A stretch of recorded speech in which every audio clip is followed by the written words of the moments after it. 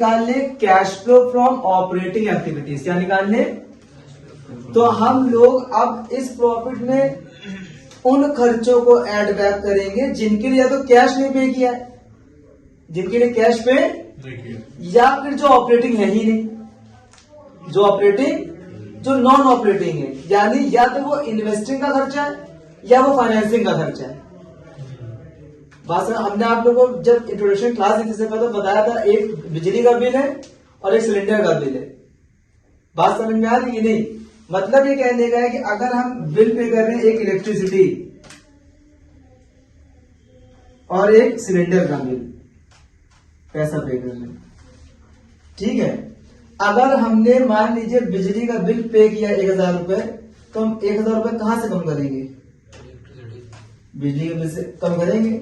तो हमने यहां पे लिखा बिल पेड। क्या लिखा? Bill paid. और मैं यहां पे लिख दिया 1000 रुपए पे कर दिए। बात समझ में आ रही है? हमने बिजली का बिल पे किया और लिख दिया 1000 रुपए यहां पर। ये सही दिखाया हमने? नहीं सही दिखाया। क्यों? क्योंकि कौन सा बिल पे किया है और लिखा क्या है? सिलेंडर। तो आप कहेंगे कि सर ये आपने गलती से शो कर दिया है, ये बिल पैसा कहां से गया है? बिजली का बिल गया है, तो इसको आप यहां से माइनस कीजिए, यहां से माइनस कीजिए, यही तो आप कहेंगे। और यहां पे वापस ऐड करिए क्योंकि ये पैसा यहां से नहीं गया है। यही तो होता है। इसी तरह हमने जब ये प्रॉफिट निकाला होगा तो इसमें से इंटरेस्ट पेड भी माइनस कर दिया होगा और डिविडेंड पेड भी माइनस किया होगा। इंटरेस्ट पेड और डिविडेंड पेड ऑपरेटिंग खर्चा है ही नहीं, वो किसका खर्चा है? फाइनेंसिंग का। हमने बताया था इंटरेस्ट पेड डिविडेंड किसका पार्ट है। तो इसीलिए इंटरेस्ट पेड और डिविडेंड पेड यहां पे ऐड बैक किए जाते हैं। और ये कहां से माइनस होंगे? फाइनेंसिंग से माइनस होंगे। कहां से माइनस होंगे? फाइनेंसिंग से। ठीक है। तो यहां पे हम लोग नॉन कैश और नॉन ऑपरेटिंग एक्सपेंसेस क्या कर देते हैं? Add back. कौन कौन से होते हैं? आप जरूरी कि मेरे नाम सारे ही आ जाए, जो आर एन इंपॉर्टेंट, जो क्वेश्चन में आ जाते हैं वो हम बता रहे हैं। ठीक है। कौन कौन सी ऐसी चीजें? सबसे पहले तो डेप्रिसिएशन, जो आपको हर क्वेश्चन में मिलेगा, डेप्रिसिएशन को ऐड करेंगे क्योंकि डेप्रिसिएशन के लिए पैसा नहीं गया। ठीक है। इसके बाद गुडविल, पेटेंट या कोई भी चीज, शेयर इशू एक्सपेंस, कॉपीराइट, किसी चीज के भी आगे, बैड डेप्ट, किसी चीज के आगे आप वर्ड देख लीजिए, गुडविल, पेटेंट, बैड डेप्ट, रिटर्न ऑफ। क्या? राइट ऑफ करने का मतलब होता है या तो उसको हर साल सेट ऑफ करना या किसी चीज की वैल्यू धीरे धीरे क्या कर देना? कम कर देना। तो भाई अगर किसी चीज की वैल्यू कम हो रही तो पैसा थोड़ी ना जा रहा है, कैश फ्लो थोड़ी ना हो रहा है इसमें, इसीलिए इसको हम वापस क्या कर देते हैं? ऐड बैक कर देते हैं। ठीक है। In the same way discount allowed. क्या भाई? डिस्काउंट अलाउ कर रहे हैं, पैसा थोड़ी ना पे कर रहे हैं। अगर हम 5 रुपए की चीज 2 रुपए में दे रहे हो तो 5 रुपए पे कर रहे हो, तो हम 3 रुपए डिस्काउंट खाली दे रहे हैं। बात समझ में आ रही है? और loss on sale of fixed asset, loss on sale of fixed asset, क्योंकि अगर हमारा फिक्स्ड एसेट 20,000 रुपए का है, ठीक है, उसको हमने 18,000 में बेच दिया तो 2,000 रुपए का नुकसान हो रहा है, लेकिन पैसा 2,000 रुपए नहीं पे कर रहे हैं। एक तो ये कॉन्सेप्ट है। दूसरा कॉन्सेप्ट ये है कि पहली बात तो sale and purchase of fixed asset वैसे भी ऑपरेटिंग का पार्ट होता ही नहीं है। बात समझ में आ रही है? नहीं। ठीक है। लेकिन आप जो आसान लेंगे वो आप समझ लीजिए कि अगर लॉस हो रहा है तो पैसा तो पे कर नहीं रहे, इसलिए यहाँ पे वापस क्या कर दिया? ऐड बैक कर दिया। ठीक है। और इसके बाद interest paid, dividend paid, interest paid, और क्योंकि ये किसके आइटम है? ये फाइनेंशियल आइटम। ठीक है। यहां से लेकर यहां तक ये तो नॉन कैश है। क्या है? इसलिए ऐड कर दिया क्योंकि ये नॉन कैश है, इनमें पैसा नहीं गया है। और ये जो हम लोगों का है ये फाइनेंसिंग का खर्चा। किसका खर्चा है?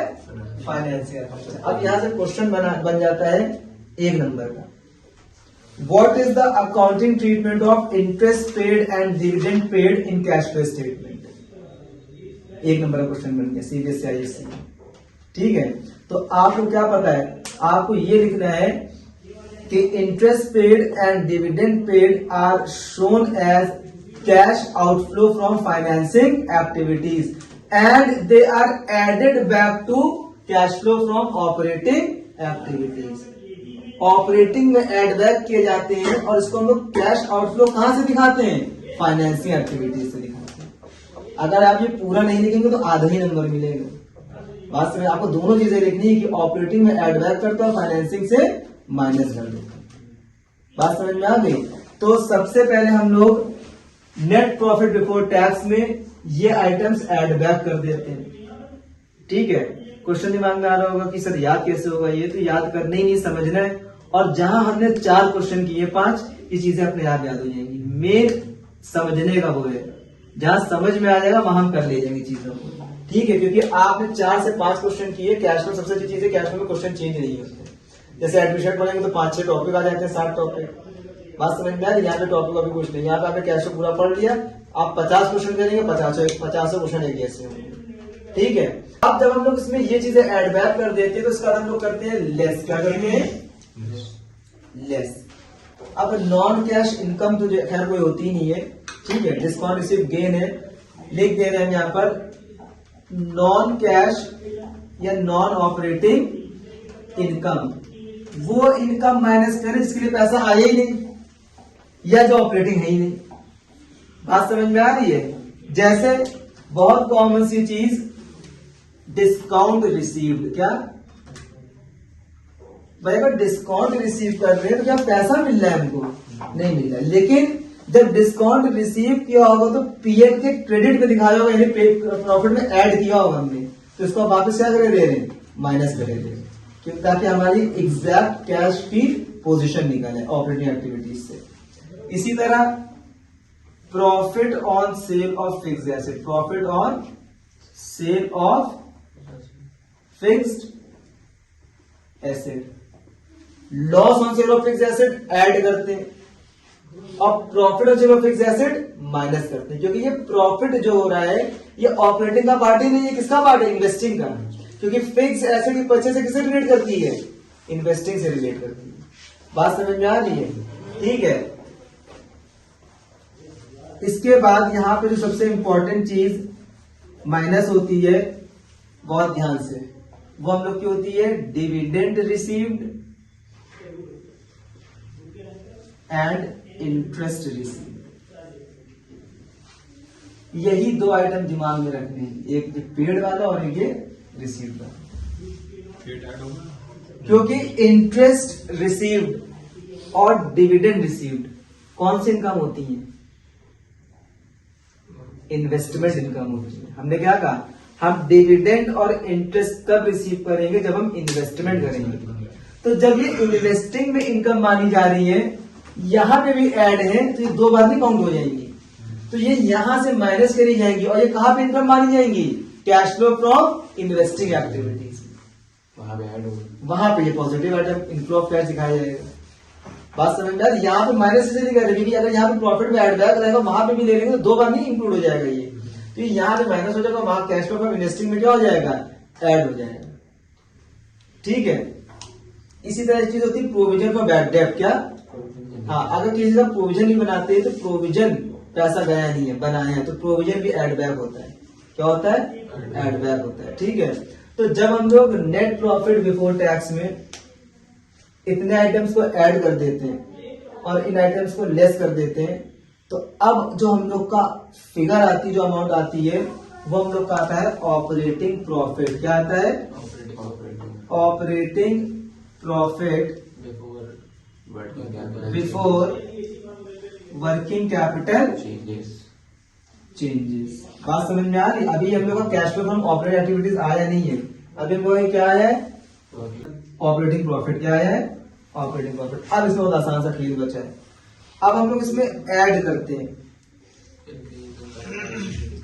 ठीक है, और जब हम लोग इसमें से माइनस करते हैं, क्या ऐड करते हैं इसमें हम लोग इसमें ऐड करते हैं इंक्रीज इन क्या, current liability and decrease in asset और डिक्रीज इन करंट एसेट।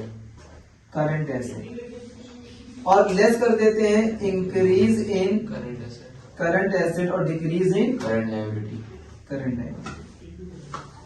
ठीक है, आप लोग को तो ये याद हो गया है। बहुत कम ऐसा होता है कि ये चीज याद हो जाए, क्योंकि इसमें भी कंफ्यूजन होता है बच्चों को। बात समझ में आ रही है?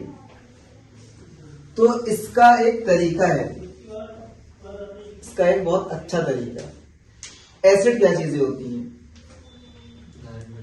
जो कंपनी की ओर जो चीजें बिजनेस की खुद की होती है।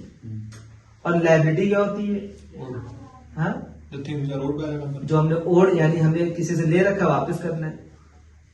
बात समझ में आ रही है कि नहीं? ठीक है, मान लीजिए कि हमको अभी हम ये पॉकेट छू रहे तो हमको लग रहा है कि हाँ यार इसमें 200 का नोट रखा हुआ है। बात समझ में आ रही है? अगर हम जेब में हाथ डाले और 500 का नोट निकल आए तो खुशी नहीं हो जाएगी, क्योंकि मेरा पैसा है और बढ़ गया। क्या है? बढ़ गया। ठीक है, ये हम जो इसी से रिलेटेड कॉन्सेप्ट बता रहे हैं, ये मत समझना कि सर जो बढ़िया जो कुछ सुना रहे हैं। ठीक है, तो जब एसेट बढ़ जाता है तो मजा आता है कि नहीं आता है? भाई अपनी चीज की वैल्यू बढ़ जाए तो भाई खुशी हो जाती है। बात समझ में आ रही है? और अगर हमें ये पता हो कि हमें जैद को 500 रुपए देने, जैद के सर आप भूल गए 500 नहीं 5000 देने, तो हमको खुशी भी कम हो जाएगा। यानी जब लायबिलिटी बढ़ती है तो फिर अफसोस हो जाता है, नुकसान होता है तो क्या हो जाता है? अब अगर एसेट की वैल्यू बढ़ती है तो फायदा होता है। ये तो देखो कॉमन सेंस की बात है। एसेट अपनी चीज है, अपनी चीज की वैल्यू बढ़ेगी तो खुशी हो जाएगी, फायदा, और घटेगी तो नुकसान। और अगर किसी को दूसरे को देने वाली चीज यानी लायबिलिटी अगर बढ़ेगी तो नुकसान और घटेगी तो फायदा। बात समझ में आ रही? फायदा का भी नुकसान का भी समझ में आया? ठीक है, अगर आपको ये पता कि एसेट और लायबिलिटी क्या है तो आपको ये आसानी समझ में आ जाएगा फायदा क्या और नुकसान क्या है। तो अब सब भूल जाओ कि ऐड होगा increase in current liability decrease. अब आपको क्या याद करना है? आपको याद करना है कि नुकसान ऐड होगा, नुकसान खत्म सब कुछ, नुकसान और फायदा माइनस होगा, बस खत्म। अगर आपने ये याद कर लिया तो आपके लिए खत्म बात याद करना है कि करंट लायबिलिटी ऐड हो रही है डिक्रीज हो रही है, कुछ नहीं। दिमाग क्या लगाना है? नुकसान होगा तो ऐड कर देंगे। और ये वैसे अगर कोई टीचर कहेगा पता नहीं क्या पढ़ा दे रहे हो सीधा, देखो तुम भाई देखो हम भी बच्चे थे, हम भी पढ़ते थे तो हमें भी याद करने में दिक्कतें होती थी। तो ये शॉर्टकट है खाली समझने का, क्योंकि पूरा कैश फ्लो बनाने के बाद बच्चा कहीं फंस जाता है, कहीं गलती करता तो यही करता है, क्योंकि उसके दिमाग से ये कर जाता है कि कहीं ना कहीं बढ़ती थी तब ऐड करते थे, घटती तब ऐड करते थे। अब अगर आप यहाँ गलती करती नंबर के, लेकिन आप ये दिमाग लगा लेंगे कि नुकसान को ऐड करना फायदे को, और आपको ये पता नुकसान कब हो रहा है फायदा कब हो रहा है। अब आप ये बताइए लायबिलिटी इंक्रीज हो रही नुकसान हो रहा है कि नहीं हो रहा है, और ऐसे डिक्रीज हो रहा है तो नुकसान हो रहा है, तो आपको ऐड कर देना। फायदा कब हो रहा है? जब एसेट इंक्रीज हो रहा है तो फायदा है, और जब लायबिलिटी कम हो रही तो फायदा। फायदा क्या कर देना? माइनस कर देना। तो ऑपरेटिंग प्रॉफिट में हम लोग को नुकसान को ऐड कर देना है, नुकसान को ऐड कर देना और फायदे को माइनस कर देना है करंट एसेट्स के। तो अब हम लोग की जो फिगर आ जाएगी, अब हम लोग की फिगर आ जाएगी, इसमें से हम लोग सबसे लास्ट आइटम माइनस करेंगे, that is less tax paid. क्या माइनस करेंगे? Tax paid. टैक्स पेड सबसे लास्ट आइटम जो cash flow from operating activities में माइनस किया जाता है वो होता है टैक्स पेड। ठीक है, ये टैक्स पेड यहां से माइनस होगा। अब जो हम लोग की फाइनली फिगर आ जाएगी, ये आ जाएगी net cash flow from operating activities. इतना हेडेक वाला पार्ट सिर्फ ये है, इन्वेस्टिंग फाइनेंसिंग समझ लो दोनों मिला के लिखते बड़े। बात समझ में आ रही है? तो ये हम लोग का आ गया net cash flow from operating activities.